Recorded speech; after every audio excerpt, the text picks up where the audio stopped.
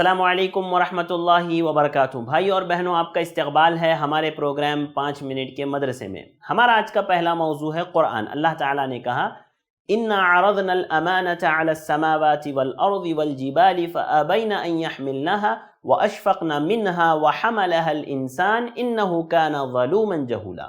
ہم نے اپنی امانت آسمانوں اور زمینوں اور پہاڑوں پر پیش کی، لیکن ان سب نے اٹھانے سے انکار کر دیا اور اس سے ڈر گئے، مگر انسان نے اٹھا لیا، وہ بڑا ہی ظالم جاہل ہے۔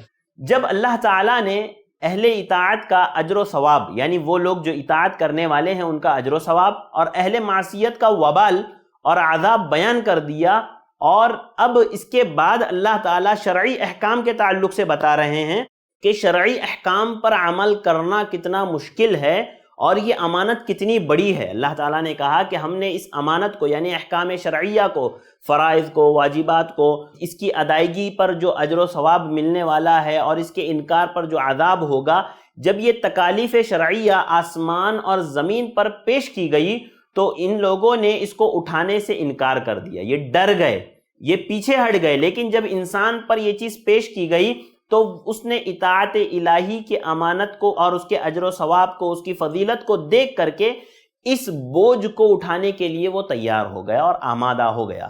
احکام شرعیہ کو امانت سے تعبیر کر کے یہ اشارہ فرمایا گیا ہے کہ ان کی ادائیگی ضروری ہوتی ہے، ان کی ادائیگی واجب ہوتی ہے، ضروری ہوتی ہے۔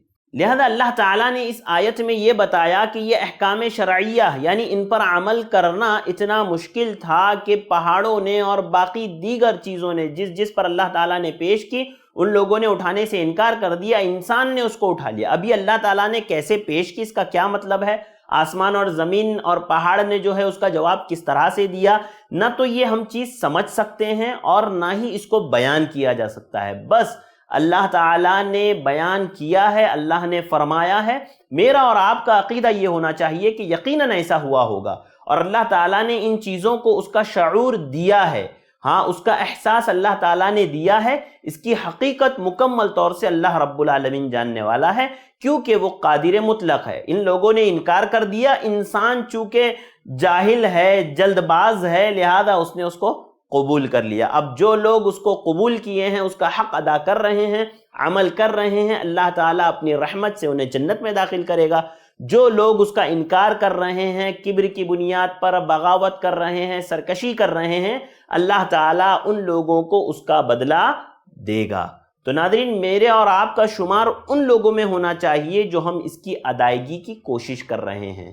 ناظرین، چلتے ہیں ہمارے آج کے دوسرے موضوع کی طرف۔ ہمارا آج کا دوسرا موضوع ہے سیرت النبی۔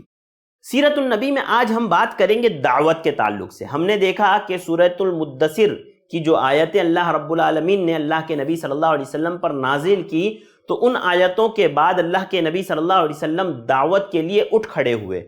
چونکہ آپ کی قوم جفاکار تھی، بت پرستی اور درگاہ پرستی ان کا دین تھا، باپ دادا کی روش ان کی دلیل تھی، غرور و تکبر اور انکار ان کا اخلاق تھا، تلوار ان کے مسائل کے حل کا ذریعہ تھی۔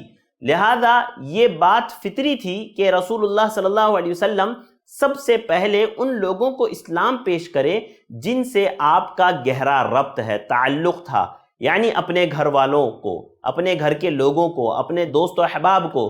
چنانچہ آپ نے سب سے پہلے انہیں دعوت دی۔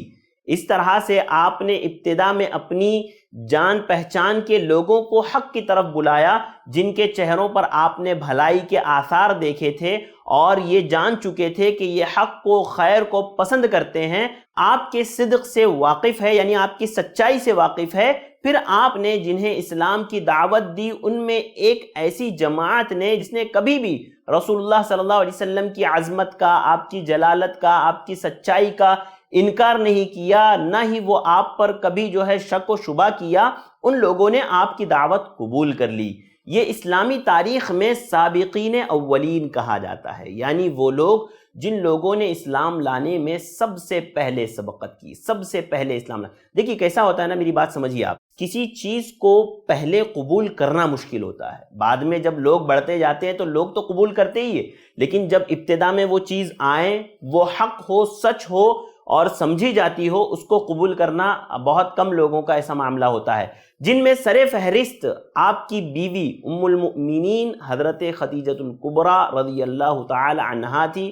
آپ نے اسلام قبول کیا اللہ کے نبی کی دعوت پر، پھر آپ کے آزاد کردہ غلام حضرت زید بن حارثہ رضی اللہ تعالی عنہ نے اسلام قبول کیا۔ اس کے بعد آپ کے چچیرے بھائی حضرت علی بن ابی طالب رضی اللہ تعالی عنہ نے اسلام قبول کیا، جو اللہ کے نبی صلی اللہ علیہ وسلم کی کفالت میں تھے، آپ کے ساتھ رہتے تھے، اور آپ کے یار دوست، آپ کے سب سے سچے پکے ساتھی حضرت ابو بکر صدیق رضی اللہ تعالی عنہ نے اسلام قبول کیا۔ یہ سب سے پہلے ان لوگوں نے اسلام قبول کیا، اور سب کے سب پہلے ہی دن مسلمان ہو گئے۔ جب اللہ کے نبی نے دعوت دی، اللہ کے نبی کو چونتے جانتے تھے، اتنے سالوں سے دیکھ رہے تھے، آپ کی پہلی دعوت پر ان لوگوں نے اسلام قبول کر لیا۔ اس کے بعد حضرت ابو بکر نے اسلام کی تبلیغ میں سرگرم ہو گئے، حضرت ابو بکر، اور وہ بڑے ہی ہر دل عزیز، نرم خو، پسندیدہ خصائل کے حامل، با اخلاق، دریا دل تھے اور دور اندیش تھے۔ بہت ساری صفات حضرت ابو بکر کی تو ہے ہی۔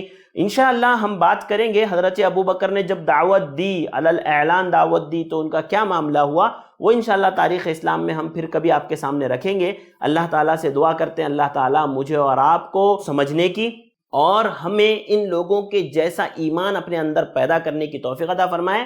اس کے علاوہ اور بھی بہت سارے صحابہ کرام ہیں جو سابقین اولین میں شمار ہوتے ہیں، جنہوں نے پہل اسلام قبول کیا ہے، لیکن یہ سر فہرست چند لوگوں کا میں نے ذکر کیا۔